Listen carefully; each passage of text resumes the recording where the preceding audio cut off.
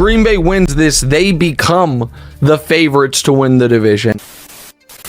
You know, I didn't realize this, but that was David Montgomery's first time to get a win against the Packers, so that's pretty impressive. And then I'll tell you what I saw, and you can understand this because you were there.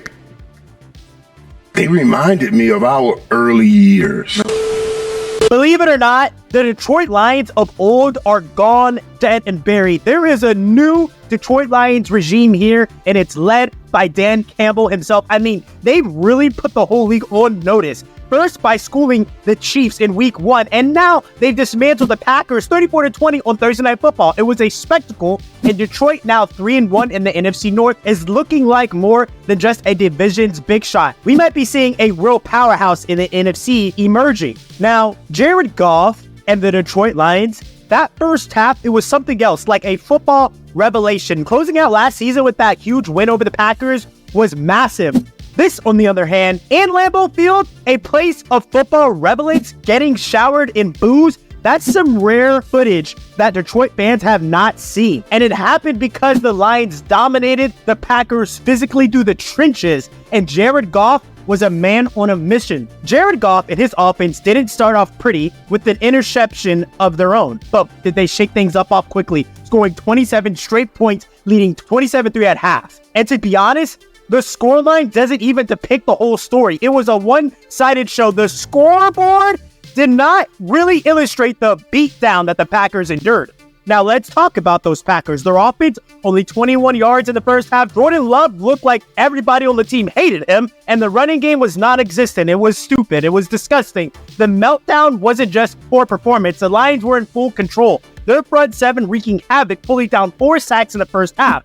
We are talking about a Lions pass rush that has gone from 1 sack. Start paying attention to them as serious contenders. So yes, the Lions offense is at an all-time level, a level that I have not seen in 30 years of living.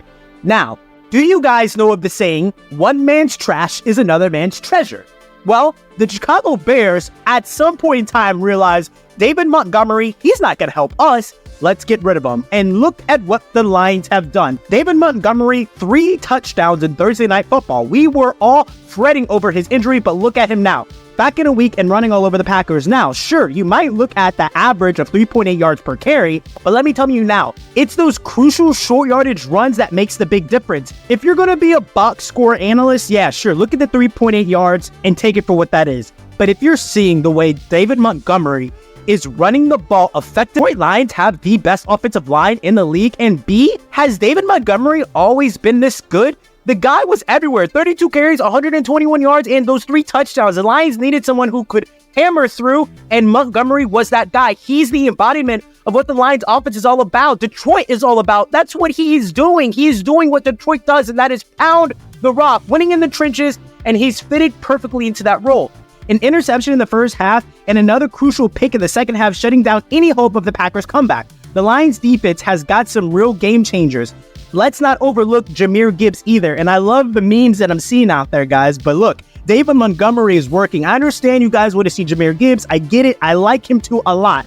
But what Montgomery is doing is still good for the team. It's not about disappointment. It's about strategy. It's about needing that power, that control, and Montgomery delivered. Some people might want to rethink overlooking those averages and see the real impact players like Montgomery are making. The Lions D-line is out here proving they are here to stay. We're talking about a team that has racked up 12 sacks in 2 weeks. 12 sacks in 2 weeks. Compare that to the first 2 games where they had just 1 sack. Something's ignited this Lions pass rush, and it's a headache for anyone on the opposite side of the ball. Aiden Hutchinson is a name that speaks for itself, an elite pass rusher, a real disruption on the field. But it wasn't just about the big names. We had the unsung heroes of John Kaminsky, Alan McNeil, Charles Harris, and Isaiah Buggs all adding into the chaos. And let's not breeze past their run defense. This is a unit that's stifling opponents, limiting the Packers to a disgusting 27 rushing yards on 12 carries. It's not just about waking up the pass rush. It's this run defense and stepping into elite levels of play. The Lions are showing a defensive transformation that's not just about flashiness,